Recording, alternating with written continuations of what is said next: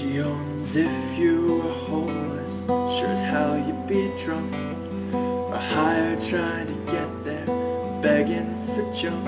When the people don't want you, they just throw you money for beer. Her name was November, she went by autumn or fall. It's been 7 long years since the autumn when all of her nightmares grew fingers and all of her dreams grew a tear. I was administration. Okay, administration. I worked for lieutenant colonels, I worked for captains, I worked for 7 companies in Lawton, Oklahoma. That was Fort Sill. Army. Girl, and she's somebody's baby still.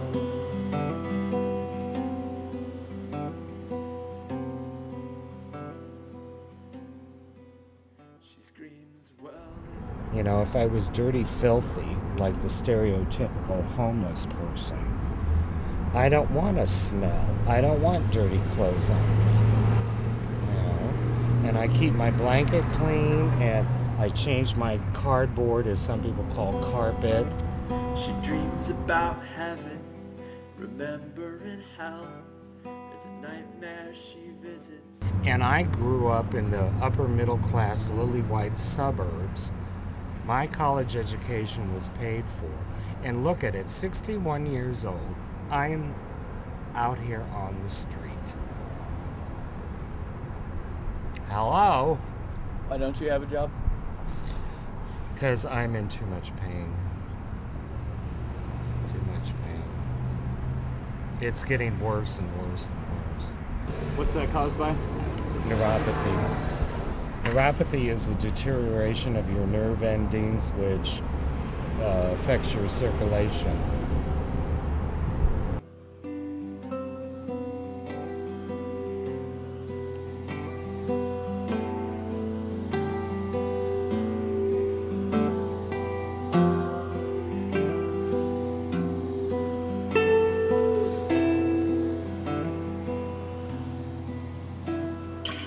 I've been in San Diego since '99. I've been homeless now for about a year and maybe 3 weeks. It was a feeling of desperation. It was a feeling of uneasiness. It was a feeling of not feeling safe. It was a feeling of hopelessness. It was a lot of feelings that really was overwhelming, you know. It took a while for me to get my bearings straight. Before I came to San Diego, basically for about, I'm gonna say about 5 to 6 years, I was just like a strung out drug addict, went from city to city, from state to state, just trying to lose myself somewhere and find a new person. And I learned that it wasn't my environment, it was me. So finally I came to San Diego, I got cleaned up, I started driving trucks, and I did pretty good for a while.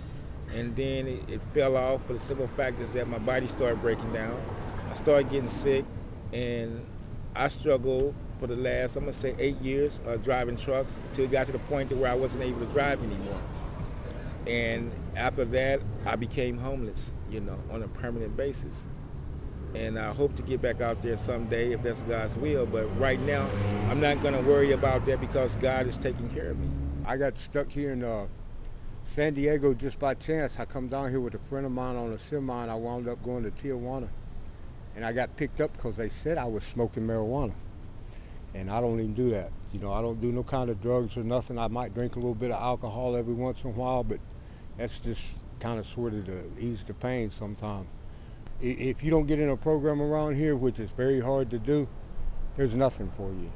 You've got, I mean, you're just out here to live like animals, really.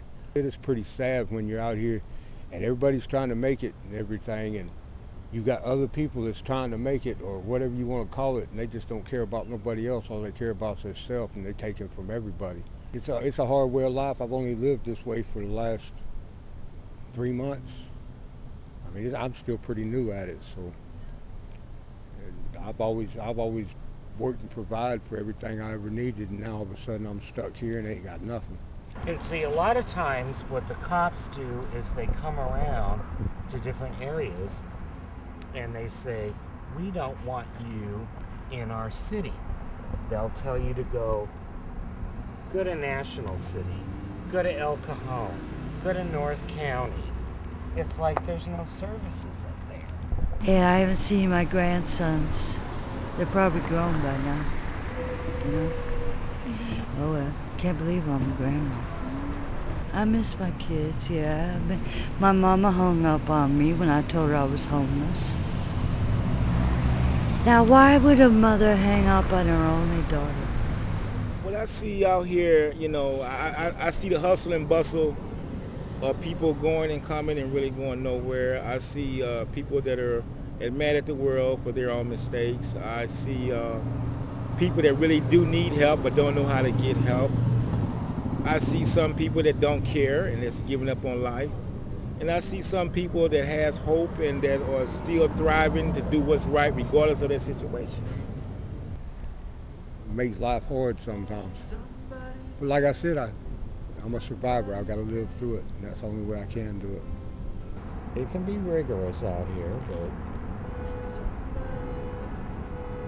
I deal with it. You know, a lot of things happen out here. I practice courtesy. That's something about me I always do.